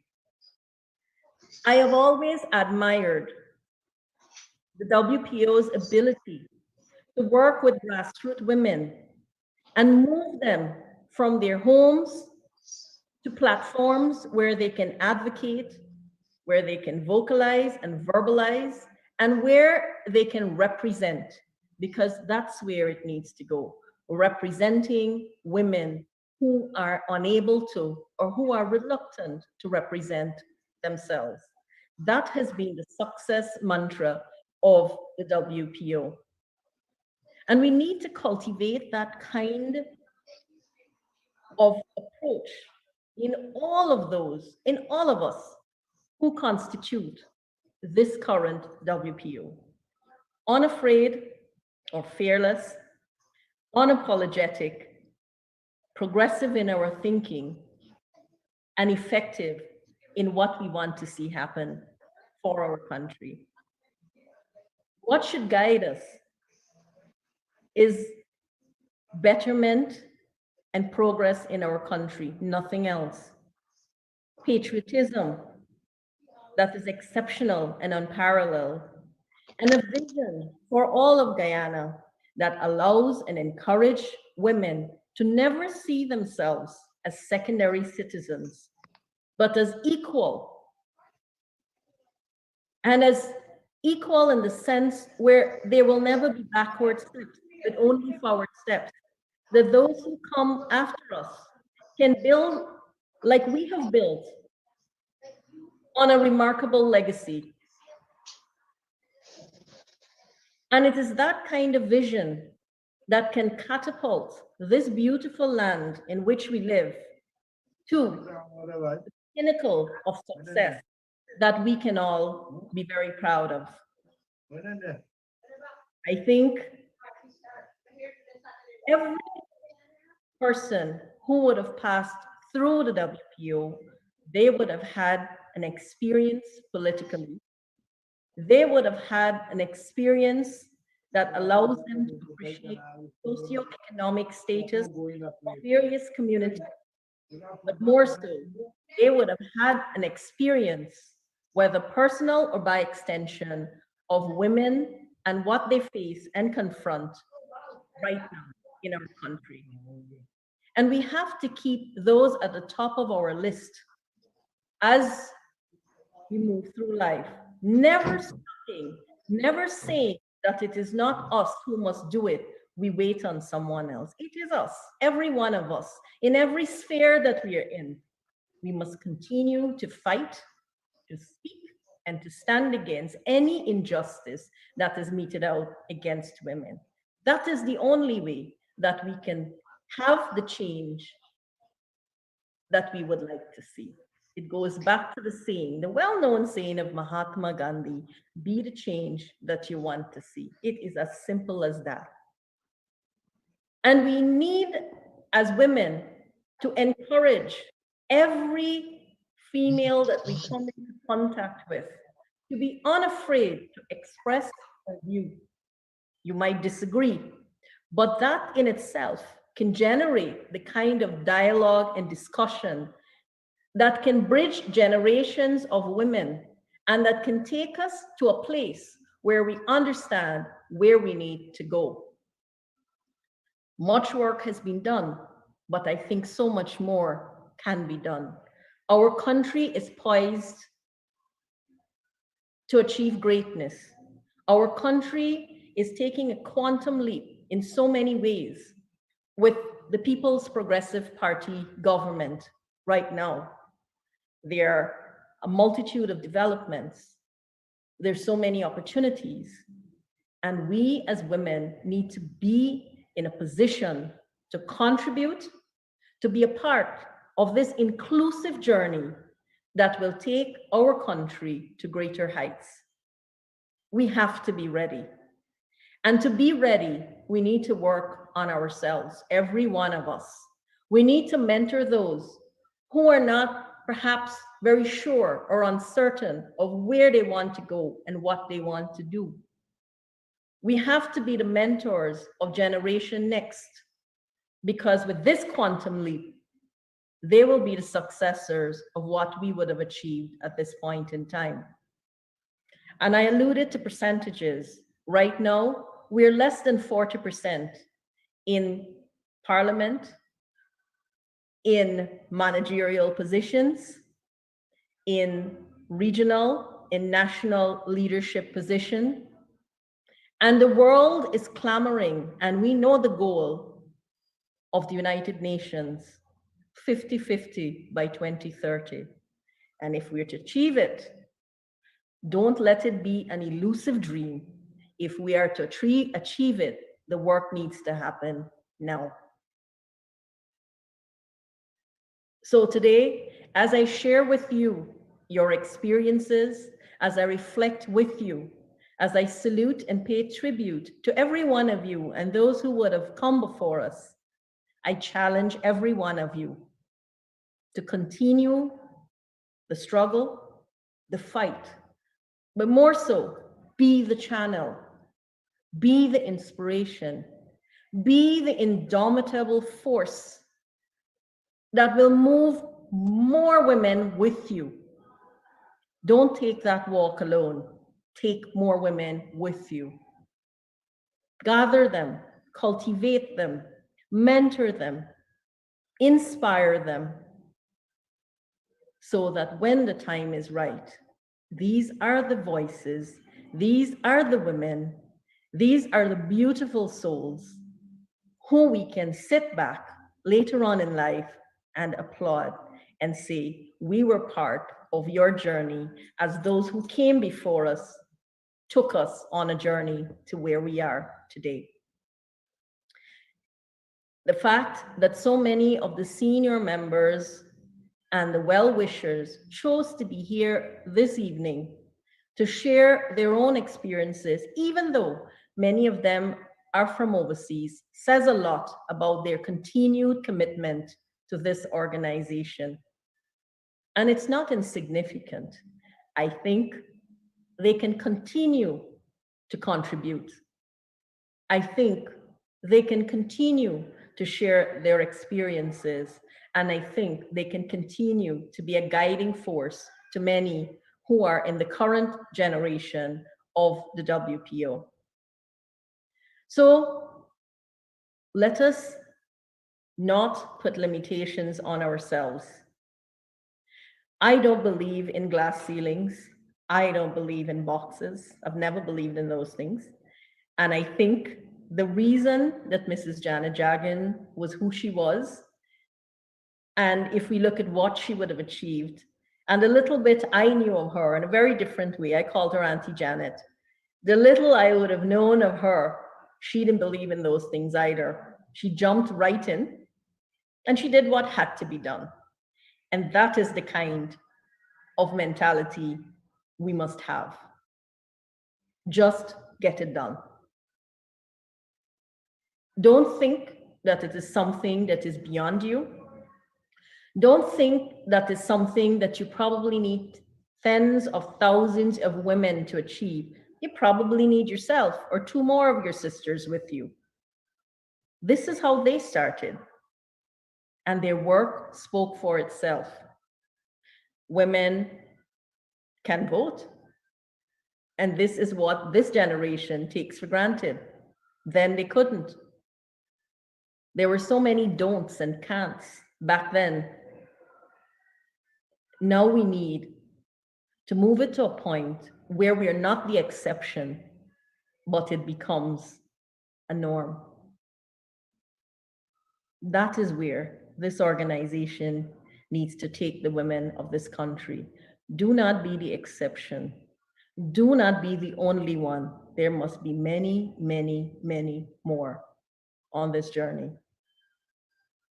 where in every female out there, we teach them to be themselves, to be true to themselves, and to be unafraid to speak their truth, and to be unafraid to take the center stage and be in the spotlight, and to be unafraid to stand up for the things that matter to them, and to be unafraid to stand up always for democracy in our country, to be unafraid to stand up whenever they do not agree with what is being done, and to be unafraid to stand up for other women. That is the lovely country that I would like to see in my lifetime. And I say this because I believe it is possible. I say it because there's so many of us here and beyond this virtual platform who can make that happen. And I say it because I believe we have what it takes to reach out to every woman across the length and breadth of this country in the inclusive way that you have always reached out to every female across this country. Take them on another 7 decades of your journey, our journey, and transform this into a land where, in spite of a COVID-19 pandemic that has seen the decline of women in the workforce, that has seen women bear the hardest impact in terms of financial burden, in terms of health issues, and in terms of having to take care of their family, I believe we need to see us revived, energized, rejuvenated, and ready to take the world by storm post-COVID-19. It is not over yet.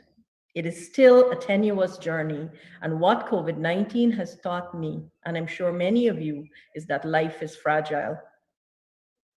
What we enjoy today, who we surround ourselves with, those numbers can rapidly decline because the pandemic just continues to take lives. So I appeal to you to continue to adhere to the COVID-19 guidelines, to be vaccinated, to be ambassadors of safety. And I pray that those of you who would have lost someone to COVID-19, or maybe someone is grappling with COVID-19, I pray that you have the strength to withstand the loss, and you have the strength to be supportive to those who are dealing with the COVID-19 pandemic. Our world will be very different whenever there is the new normal, and we must be ready for that.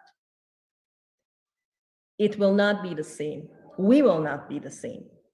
So we must prepare ourselves for what is to come, mentally, emotionally, and every other way, so that we can surmount our challenges, so that we can move beyond whatever difficulties and obstacles come our way, and so that we understand that this is not a journey for any one of us alone, but this is a journey for all of us to take, and for all of us to support each other.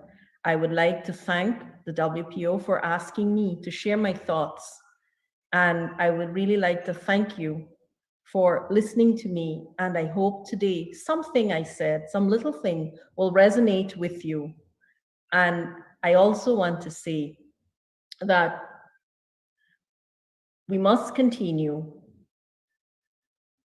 to be as those early leaders were, the trailblazers, the leaders that others can look back on and say, they did it, so why not us? They've done it, so I can. And if she can, why not me? That is what we need to see.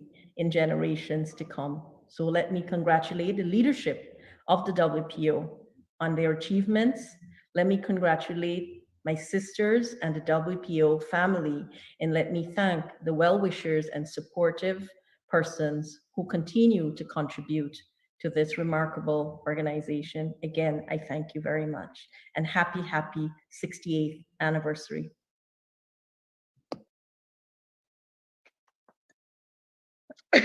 Thank you, Minister of Human Services and Social Security, Dr.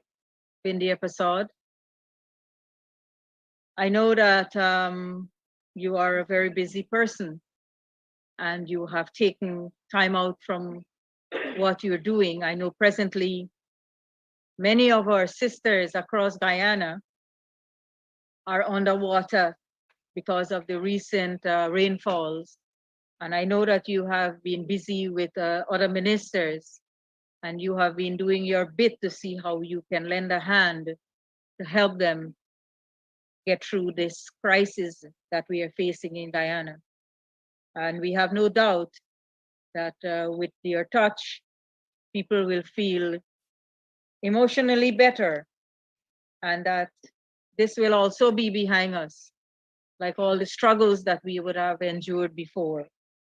At this point in time, I would like to bring to you the message that Comrade Chandra Sarju Morgan from the United States, New York, she sent me a written version of it. This is what she had to say. Good evening, comrades. Good evening, everyone. My name is Chandra Sarju Morgan, former central and executive member of the Women's Progressive Organization. It's the 60th anniversary, and I am proud of once being a part of the journey from early childhood, starting in the year 1972, and was fortunate to be among the late leaders, our dearest, JJ and Mistress Sakina Mohammed, grandmother of His Excellency our President Ali, and others. The knowledge and the wealth of experiences and the unforgettable memories I attained personally has made me into the person I am today, strong and independent, to name a few, which has paved the way to a great and successful job opportunity for me, both in Guyana and the USA. The WPO has always had a vision in its role with the PPP. Throughout the years, your efforts have helped with great success. Together, take pride in your accomplishment and your commitment to excellence. I wish to thank all of you for your hard work, continued struggle, and your contagious enthusiasm. Happy anniversary, and God bless the leadership and the membership of the WPO. Thank you. These are the few words of greetings on the occasion of the 68th anniversary of the WPO from Comrade Chandra Sarju Morgan, who was once a central executive member of the Women's Progressive Organization, and today she has migrated to the United States, where she has made that place her second home. At this time, I would like to have Floyd bring to you a poem that was written by Juliet Kunja. Juliet Kunja is a woman that I met in December of 1999. And when I saw her, she was very busy putting things together, putting people to sit, organizing them, and putting them to do the things that they're supposed to do. And the speaker at that forum was the then Minister of Human Services, Mrs. Indrani Chandrapal. From that December month of 1999, Juliet Kunja has worked her way to the Central Executive Committees of the Women's Progressive Organization, and she holds today the portfolio of Assistant General Secretary. Until 2020 May, August of 2020, Juliet Kunja held the portfolio of Vice Chairman of Region 2 from 2015 to 2020. Floyd, please play the poem that Comrade Juliet Kunja has written and My recited by poem herself. is entitled The Liberation Plan by yours truly. On the 27th of May, 1953, Janet set her foot down vigorously and began the struggle to lift women drowned in poverty. She founded the WPO for all a we. The hearse was wild, the journey she flee. Down the road, determined and courageously. In her carriage were women, not you nor me. They were Jessica, Jane, and Jessie. The war against oppression and the right to vote was high on the agenda, and all must note the colonial rule muzzled women down to their throat, resulting in them becoming the Sadar's milking goat. With the WPO and the PPP, piloted by Janet Anchetti, led the battle of adult suffrage into victory.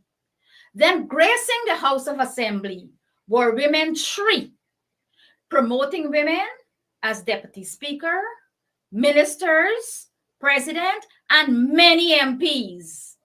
It is the WPO, the oldest of all, self-supportive, whatever the call, with a band of women led by Indra Chandra Paul, expanding this organization with its welcoming arm, lifting women, building their self-esteem, hence holding positions in every field. The right to equal pay for equal work is our ideal. For courage and strength is our battle shield. We are no longer playmates, housewives, nor the kitchen keys. Gone are the days to be ruled by house chief. All must aspire to become household executives. So you join the WPO and let's all be progressive. 68 years now, in 2021, our women must be united and strong. So let's all work in harmony to maintain women's rights and defend democracy. Thank you.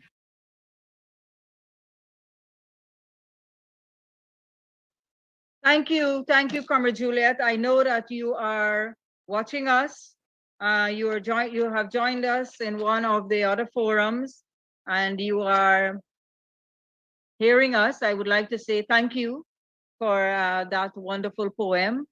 I am aware that you have written several poems, not only that one, and you have done excellently in that direction.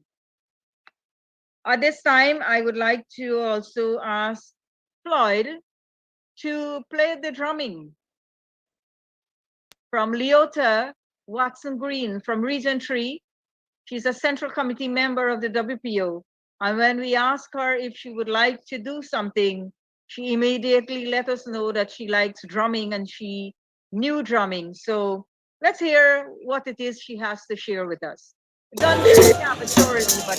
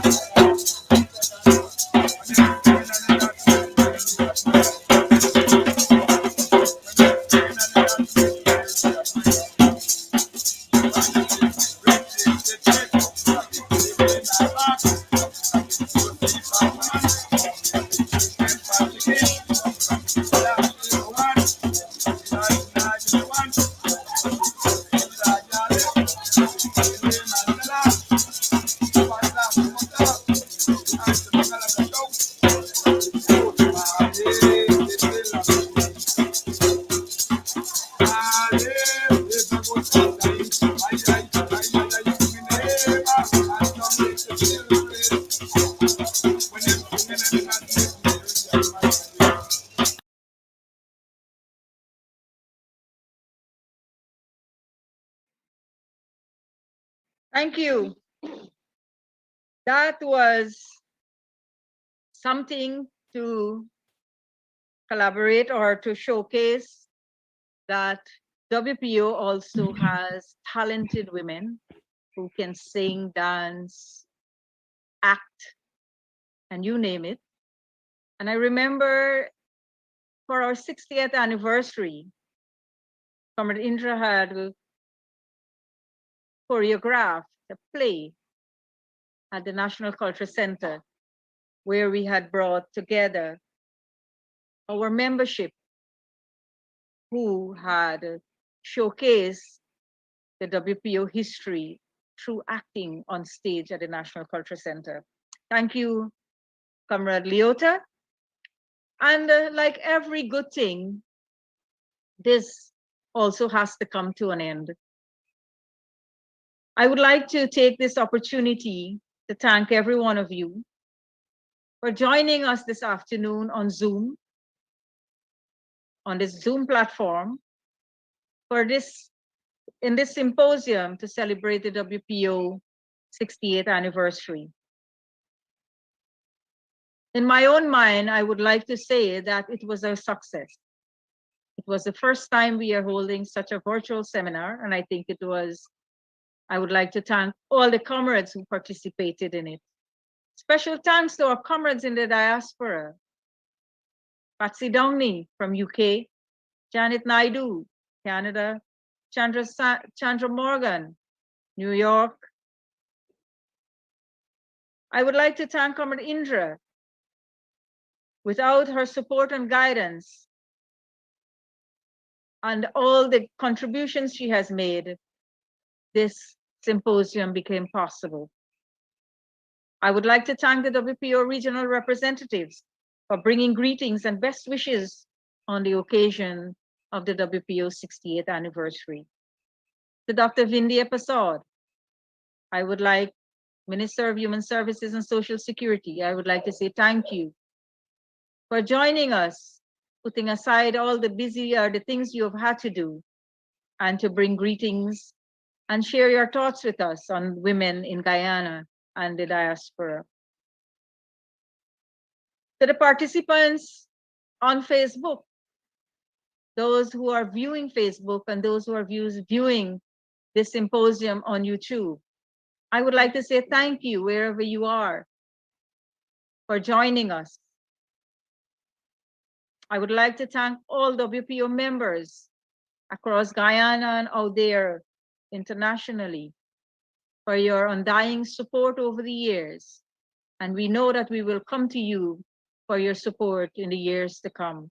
Without you, WPO will not exist. With you, WPO is as strong as ever. To the technical staff, Josh, Alia, Ridwan, and especially Floyd, our heartfelt thank you for the work you have done, the technical support you have provided to make this forum the success that it has been.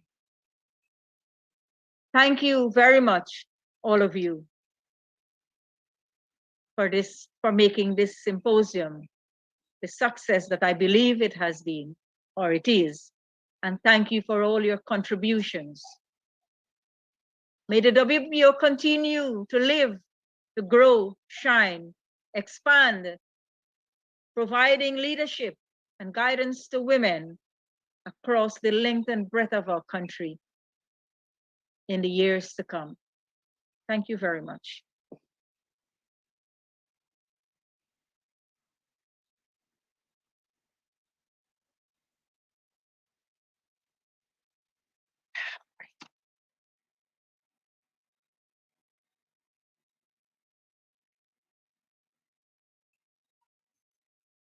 Thank you all. It was a good program. Excellent. Thank you very much, Comrade. You're welcome, Miss. Thank you so much. Floyd, you can let us remain on this forum for a little bit while you disconnect us from Facebook Live and YouTube.